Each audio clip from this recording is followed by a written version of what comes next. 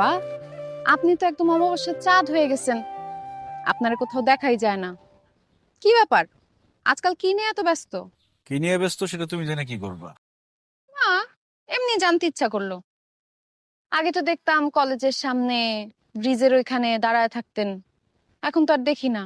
ঘটনা কি? যার জন্য দাঁড়ায় থাকতাম সে আরেকজনের সাথে বাইকে ঘুরে, দাঁড়ায় থেকে কি করুম? ও আচ্ছা, ওই কথা। আরে ওইটা অন্য কেউ না, আমার ফুফাতো ভাই সেলিম। অনেকদিন পর বিদেশ থেকে বাড়িতে আসছে, বাইক নিয়ে আমার কলেজের সামনে গেছে। তো আমারে কইলো চল তোরে বাড়িতে নামাই দিয়াই। আমি বললাম চলেন। তার মানে উনি তোমার ফুফাতো ভাই ছিল? আমি কত কিছু ভাবছি, ওনার সাথে তোমার বাইকে দেখে আমি খুব কষ্ট পাইছিলাম। শুধু কি কষ্টই পাইছেন নাকি হিংসাও লাগছে? হিংসা লাগবো না? ওরা অনেক হিংসা লাগছে। কেন? আমি অন্য একটা ছেলের সাথে বাইকে ঘুরলে আপনার হিংসা লাগবে